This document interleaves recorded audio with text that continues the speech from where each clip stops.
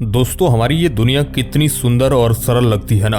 Radars, इंफ्रारेडिंग imaging और satellite जैसे आधुनिक यंत्रों से हम पृथ्वी पर हो रही किसी भी घटना का पता लगा सकते हैं, लेकिन कई ऐसी घटनाएं होती है जिनका किसी के पास कोई जवाब नहीं है। हमारे आधुनिक यंत्र भी इन दुर्घटनाओं को एक्सप्लेन नहीं कर पाए। ऐसी ही एक चौंका देने वाली दुर्घटना हुई मलेशियन एयरलाइंस के एक विमान के साथ। आखिर कैसे मलेशियन एयरलाइंस का MH370 जहाज सैकड़ों यात्रियों के साथ आसमान से गायब हो गया?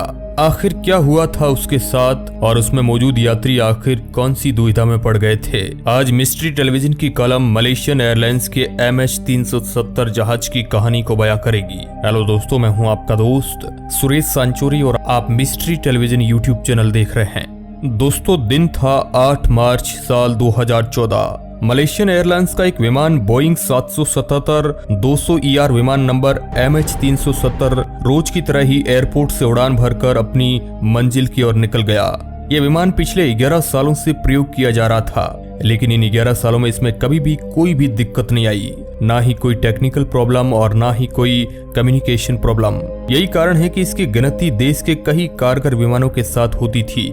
इसने अपने पूरे जीवन काल में इतने अच्छे परिणाम दिए कि अधिकारियों ने इसे एक बड़ी जिम्मेदारी सौंप दी। ये उन 2 विमानों में से एक था जिसे रोज कुआलालंपुर अंतर्राष्ट्रीय हवाई अड्डे से बीजिंग के लिए उड़ान भरनी होती थी। ये काफी समय से बहुत अच्छे से काम कर रहा था, लेकिन उस रात 8 मार्च की रात इसके साथ कुछ अजीब घटना हुई। रोज की तरह ही इसने 12:41 पर कुआलालंपुर अंतर्राष्ट्रीय हवाई अड्डे से बीजिंग के लिए उड़ान भरी। उस वक्त इसमें चीन, मलेशिया, इंडोनेशिया और ऑस्ट्रेलिया के कुल 227 यात्री 12 क्रू मेंबर्स के साथ सफर कर रहे थे। उस विमान में 49,100 किलो ईंधन था, जो उसे 7 घंटे 40 मिनट तक आराम से उड़ा सकता था और इसकी उड़ान तो लगभग केवल 5.5 घंटों की ही थी और सुबह 6:30 बजे ये बीजिंग के हवाई अड्डे पर लैंड करने वाला था। इस विमान की कमान 2 लोगों के हाथ में थी, जिनमें से एक पायलट थे 53 साल के जहरी अहमद शाह, जिन्हें यह पायलट की नौकरी 1981 में मिली थी। दोस्तों, ये कोई नए नवेले पायलट नहीं, बल्कि इन्हें 18,000 से भी ज्यादा घंटे तक विमान उड़ाने का अनुभव था। और दूसरे को पायलट थे 27 साल के फारिक अब्दुल हमीद, जिन्होंने 2007 में एयरलाइंस में कदम रखा। इन्हें भी 2700 घंटों से ज्यादा विमान उड़ाने का अनुभव था। फारिक की ट्रेनिंग की आखिरी उड़ान थी, क्योंकि इसके बाद वे को पायलट से पायलट बनने वाले थे। उड़ान के 38 मिनट बीतने तक तो सब ठीक चल रहा था और एयर ट्रैफिक कंट्रोल के कर्मचारियों से पायलट की बात भी हुई थी। ये उनका आखिरी संदेश था, जिसमें उन्होंने कहा था गुड नाइट मलेशिया। इस वक्त ये विमान मलेशिया एयर स्पेस की सीमा को बस पार करने वाला था, जिसके बाद उसे वियतनामी एयर स्पेस सेंटर से संपर्क साधना था। लेकिन पायलट के साथ आखिरी बात होने के बस 2-3 मिनट बाद ही ये प्लेन मलेशियन और वियतनामी दोनों के रडार सिस्टम से गायब हो गया। ये इस वजह से हुआ था क्योंकि विमान पर लगे ट्रांसपोंडर को बंद कर दिया गया था। अचानक से किसी विमान के इस तरह गायब हो जाने से दुनिया भर की सभी एयरलाइंस कंपनियों के होश उड़ गए। किसी को कुछ समझ नहीं आ रहा था कि ये क्या हुआ है। उस वक्त आसमान भी बिल्कुल साफ था, ना कोई बादल था और ना कोई तूफान। आमतौर पर कोई भी ट्रांसपोंडर बिना किसी कारण के इस तरह अपने आप बंद नहीं हो सकता है। ट्रांसपोंडर किसी भी विमान में लगा हुआ यंत्र होता है जो भेजे गए सिग्नल को डिटेक्ट करता है और विमान से सिग्नल्स भी भेजता रहता है। इसी की वजह से कोई भी एयरलाइन एजेंसी विमान से संपर्क कर पाती है। इसके बाद रात में ही कई घंटों तक मलेशिया और वियतनामी एयर स्पेस सेंटर विमान से संपर्क करने की कोशिश करते रहे, लेकिन कुछ पता नहीं चला। उसके बाद 9 मार्च यानी इस दुर्घटना के अगले ही दिन 7 अलग अलग देशों के 24 विमान और 34 समुद्री जहाज MH370 को खोजने में लग गए। मलेशियन एयर स्पेस सेंटर के कर्मचारियों ने बताया कि रडार पर गायब होने से पहले इस विमान की गति काफी तेज थी, तो अधिकारियों को लगा क्योंकि यह विमान अब तक दुनिया के किसी भी हवाई अड्डे पर लैंड नहीं किया गया है, तो हो सकता है कि तेज गति होने और कोई तकनीकी खराबी आने के कारण यह विमान पानी में ही क्रैश हो गया हो। अगर ऐसा हुआ होगा तो इतनी तेज टक्कर की वजह से विमान का मलबा पानी में जरूर मिलेगा। इसलिए वे अपनी सारी सैन्य शक्ति लेकर उस जगह पर पहुंच गए जहां पर यह विमान रडार से गायब हुआ था। बहुत समय तक लगातार ढूंढने के बावजूद भी सेना के हाथ कुछ नहीं लगा। अब अधिकारियों को लगने लगा कि शायद वह सही जगह पर नहीं है और विमान कहीं और क्रैश हुआ होगा। इसके बाद तो ये खबर अखबारों, न्यूज चैनलों और सभी जगह फैल गई। लोगों ने सरकार और एयरलाइंस पर कई सवाल उठाए। कुछ लोगों ने इसके बेबुनियाद तर्क भी दिए। कुछ दिन बाद ये खबर सामने आई कि उस दिन भले ही MH370 एयरलाइंस के रडार से गायब हो गया, लेकिन ये मिलिट्री के रडार पर 1 और घंटे तक दिखता रहा। जिससे यह जानकारी सामने आई कि कैप्टन के एयर स्पेस सेंटर से आखिरी बातचीत के कुछ सेकंड बाद ही विमान अचानक से दक्षिण पश्चिम दिशा में मुड़ गया। फिर तुरंत ही यह दक्षिण पूर्व की दिशा में मुड़कर पैंगोंग टापू के आसपास घूमते हुए अंडमान समुद्र से 240 किलोमीटर दूर निकल गया था। किसी को समझ नहीं आया कि विमान इतने बार क्यों मुड़ा और गलत दिशा में क्यों जाने लगा था। इसके बाद तो विमान मिलिट्री राडार से भी गायब हो गया।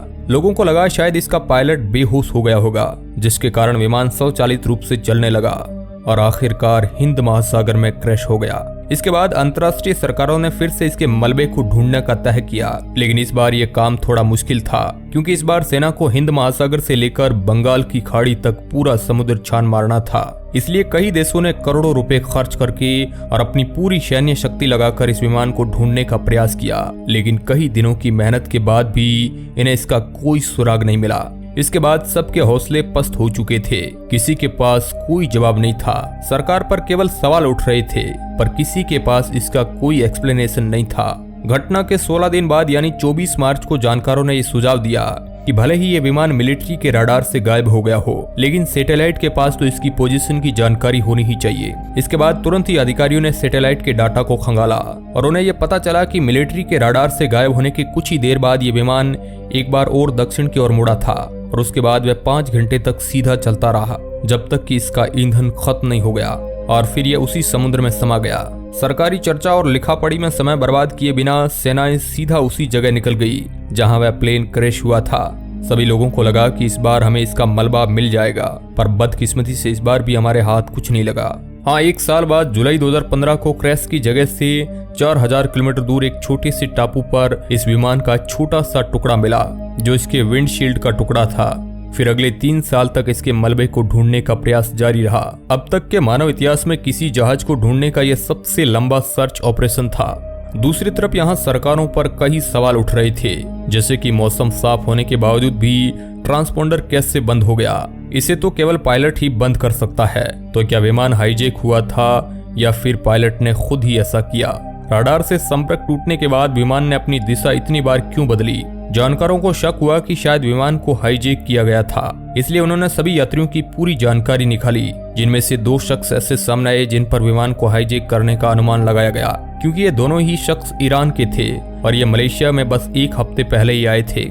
और तो और उन्होंने उस विमान का फर्जी या कहे कि नकली टिकट लिया था, लेकिन जब इन दोनों लोगों की ठीक से पड़ताल की गई तो पता चला कि ये दोनों बिल्कुल शरीफ है और इनका किसी भी आतंकी संगठन से कोई नाता नहीं है।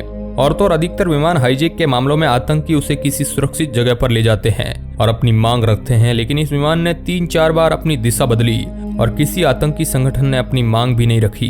तो विमान को हाईजैक करने वाली बात भी गलत साबित हो गई। कुछ लोगों ने तो विमान के क्रू मेंबर्स पर ही सवाल उठाए और कहा कि कहीं विमान के कप्तान जहरी अहमद शाह ने जानबूझकर तो ऐसा नहीं किया। इस बात की पुष्टि करने के लिए जानकारों ने अहमद शाह की बीती जिंदगी की जांच पड़ताल की।